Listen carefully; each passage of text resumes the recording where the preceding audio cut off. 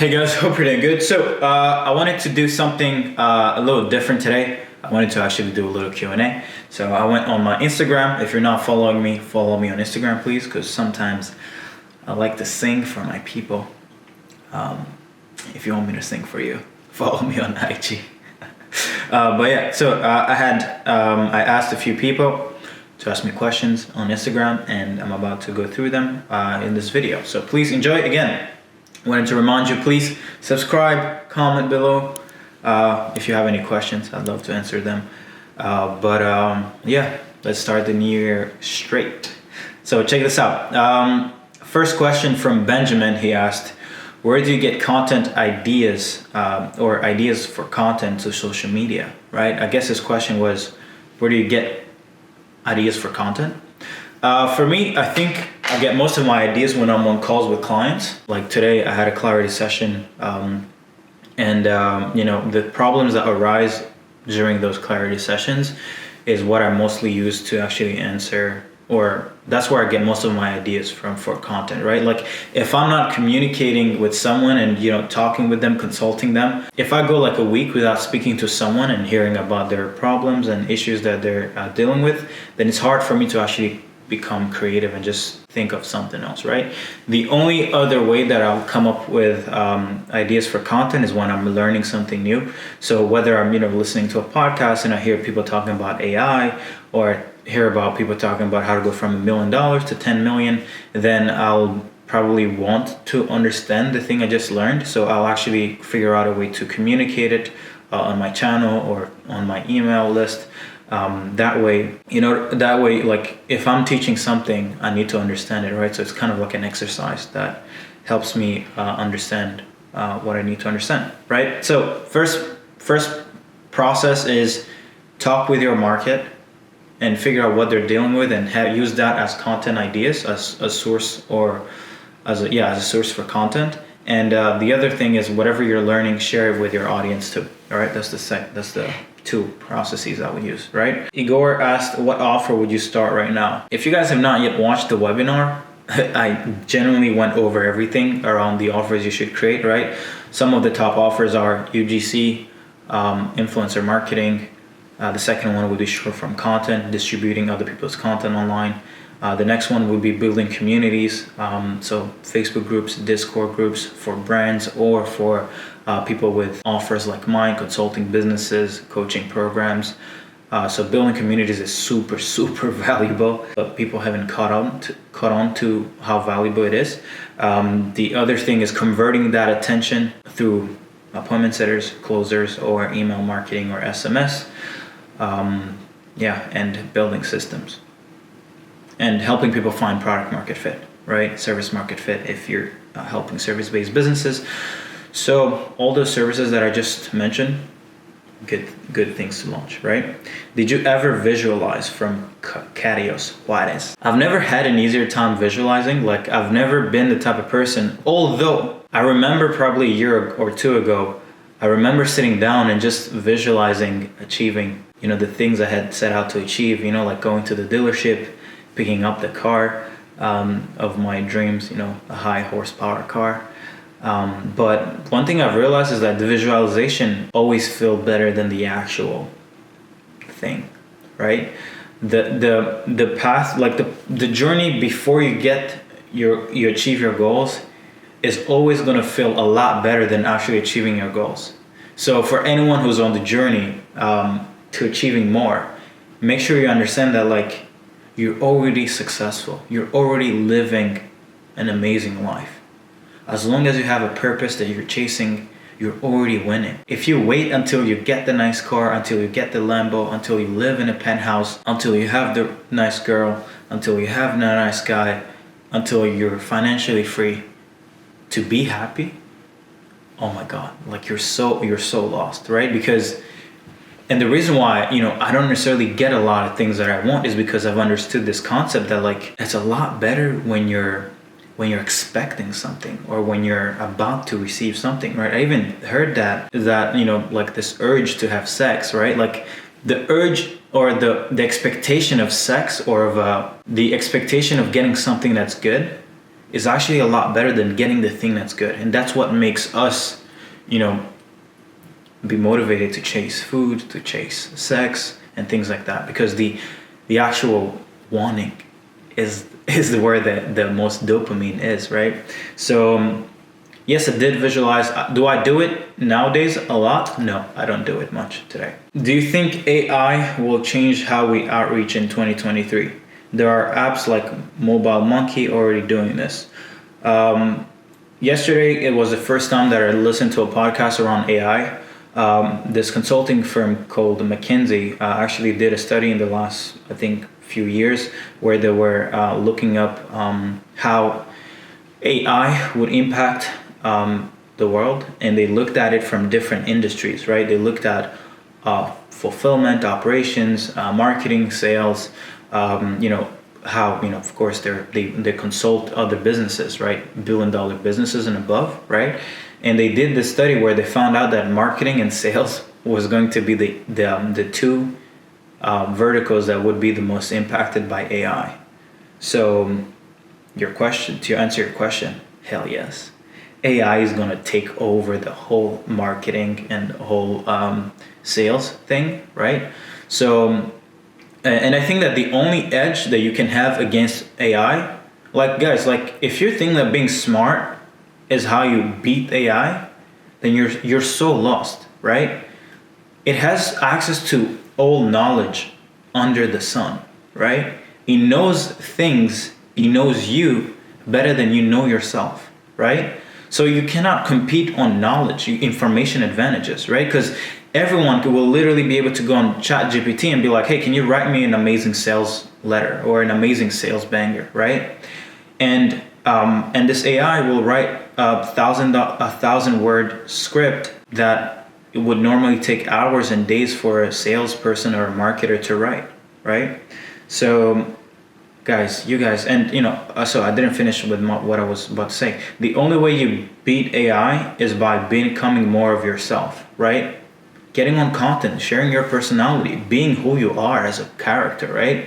That's why you guys will never see me, or not see me, rarely ever talk a lot about different skills, because I think skills are great, but like, guys, a robot is going to be able to do things better than us. So like, why would you become better at just doing math or being a sales when an AI thing is going to do, the thing better than you, right?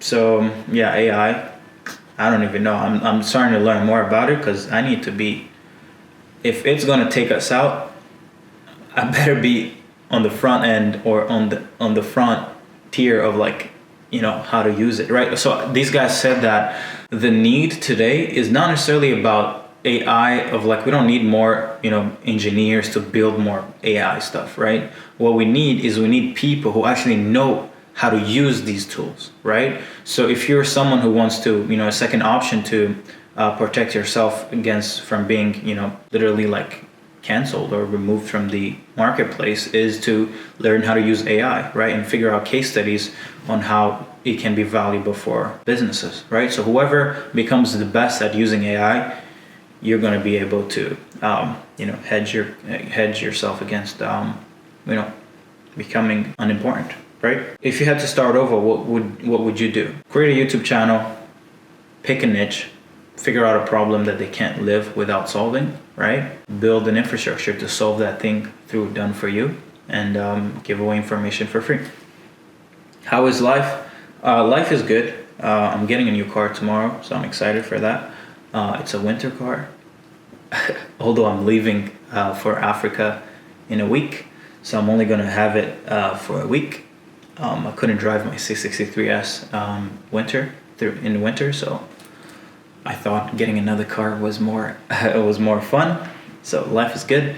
I'm going to Rwanda for the first time since 2019. I was born in Rwanda, spent there 13 years, came to Montreal when I was 13. Only went back to Rwanda in 2019, and because of COVID, I ended up never having the opportunity to go back until today.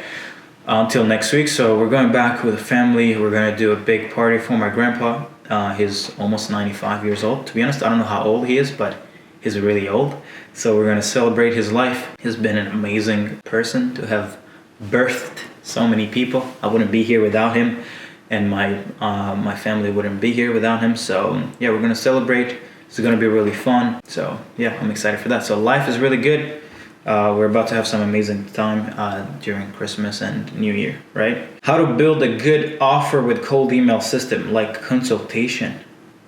Samuel asked how to build a good offer with cold email system, like a consultation. It doesn't make sense, so I'm not going to answer this question. I don't know what to answer because I don't understand the question. What is a good incentive to give for people to join a Facebook group? Figure out the number one problem that they deal with and create a training around how you solve it. Invite them to watch the training in the Facebook group. If you could change or implant one belief you had when you were first starting out, what would it be? The belief that I can achieve it. I think that's what separates everyone. It's like, do you believe you can or do you believe you can't, right? If you believe in yourself, and that's why for me, I preach to be arrogant sometimes, right? Because arrogance comes from you believing that you're better, right? If you don't believe you're better than the average person, why would you take actions that are different from what the average person takes, right? So it's like you've got to believe something different to take different actions than everyone else, right? So my advice is believe more in yourself. Believe more in yourself. Every single morning, believe that you deserve better, that you owe it to yourself to have better, right? I think, my first tat in my back was I owe it to myself to be great, right? Like I had this belief that was so important that I had to tattoo it on my back, right? I think tatted the kids of his friend on his skin, but it's deeper than the surface, right? You gotta make a commitment to wanting more in life and to believing that you deserve more. So one believe that you deserve more. That's gonna do some amazing things in your life, right? What was your dream for life as a young child? I didn't have a dream to be where I'm at today. I generally just, wanted to come to Canada and to go to school, find a little pretty girl, and fall in love. That's all I was chasing. And then I started seeing sharks driving Lambos, and I was like, man, what? Why am I not in a Lambo? You know what I mean? And then I learned about entrepreneurship. I learned about mindset. I learned about business building, and I started just being inspired to buy new goals, right? But I never had a dream as a child because I spent most of my life in Rwanda, right? I was 13. Life was good there. We had everything we wanted, but I lacked inspiration there, right? Because it's not like you see amazing things there, right? Everybody's on the same level, so it's not like there's no one to really pull you forward, right? So yeah, what's your end goal for a year? What's your end of year goal for 2023? I'd love to collect 8 figures in 2023. First thing I should do when starting an appointment setting agency. You better be good with appointment setting. You better be good with psychology. You better have a team, right? Appointment setting agencies require an insane infrastructure, right? So you better not think that this is going to be like I'm a media buyer. I only need 1 or 2 team members to run this thing. No, you're going to need people. Capital resource needed to run an appointment. No, not capital, but human resources needed to run an appointment setting agency are crucial. So you better work on that, right? Someone asked, appointment setting for your business from someone else's account, what's the difference? Appointment set from your profile, right? Why would you do it from a business or from another profile, right? Are any of your clients running an email marketing agency? I've been stuck at 2 to 6K for months. Yeah, we have new clients who just signed up who are pushing email marketing as an offer. I think they're doing 6 figures or multiple 6 figures, I'm not sure. But yeah, we have clients doing email. The easiest way to get leads for short form content agency, use YouTube and podcast. Where to find talent for media buyers and closers. Facebook groups, find a sales group, find a media buying group.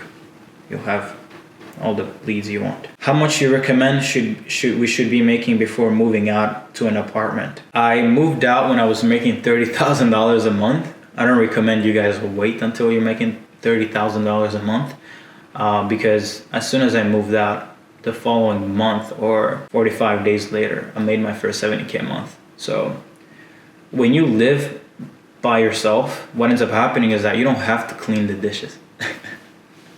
You don't have to move, take out the garbage. You don't have to move the snow, or, when when you're not ready to do it, right? So what ends up happening is that you tap into the kind of freedom that allows you to allocate the most important thing in your life, which is time, the most important resource, into your business, right? So for me, from the time I wake up to the time I go to sleep, the most important thing, the thing that is a priority, the thing that is over everything, is my business. If I need to put in some inputs to move my business and I have dishes to clean, I'll pick my business first, right? If I have to clean the house, I'd rather take care of the business and find someone to clean my place, right? I don't have to do anything that I don't need to be doing. But most importantly, I'm not subject to other people's schedule, right? So when I was still living at home, I have my brothers, I had, family. They would come over for the weekend. Maybe we might have fun, we might drink,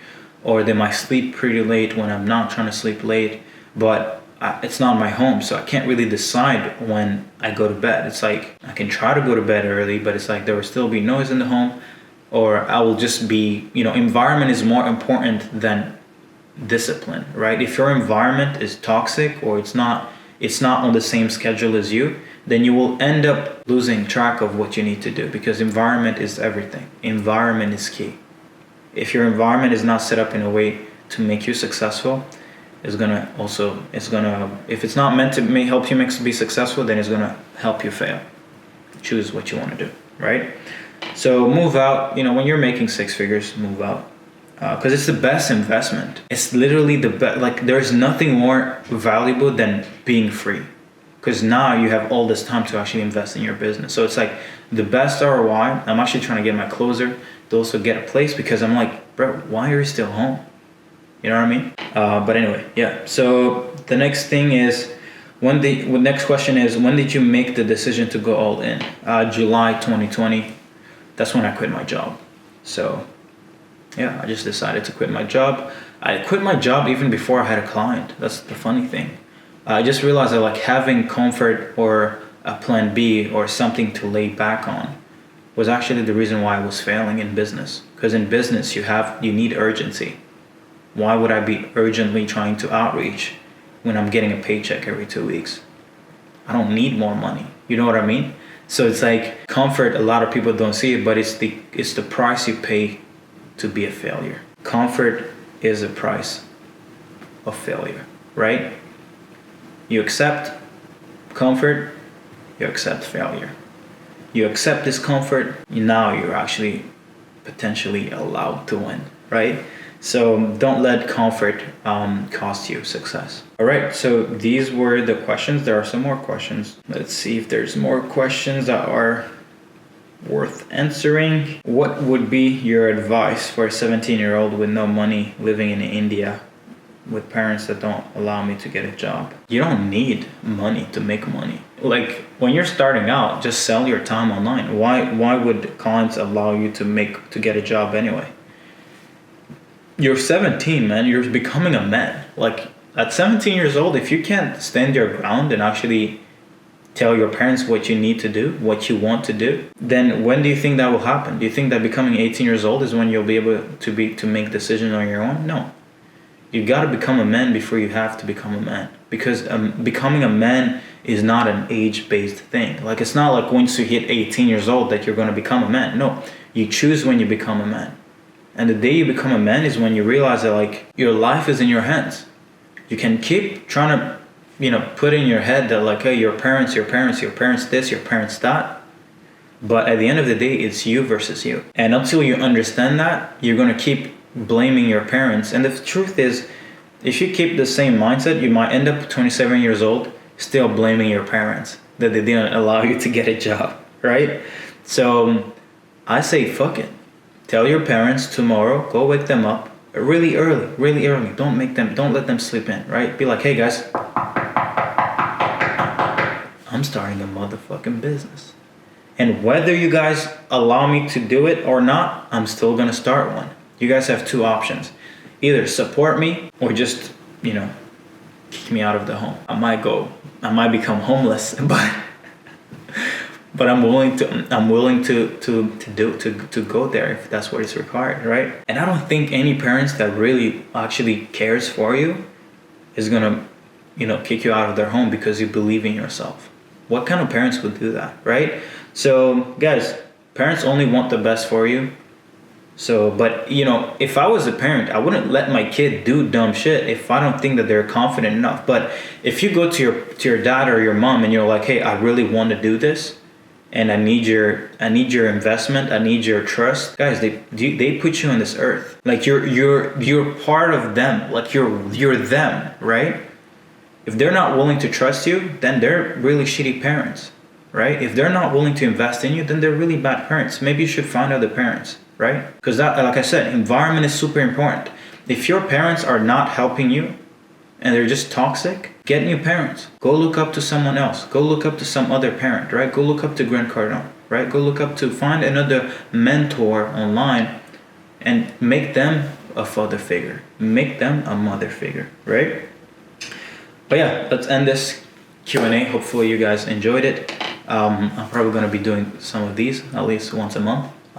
Yeah, find me on Instagram and enjoy. But find the webinar link below. Okay, love y'all. Bye-bye.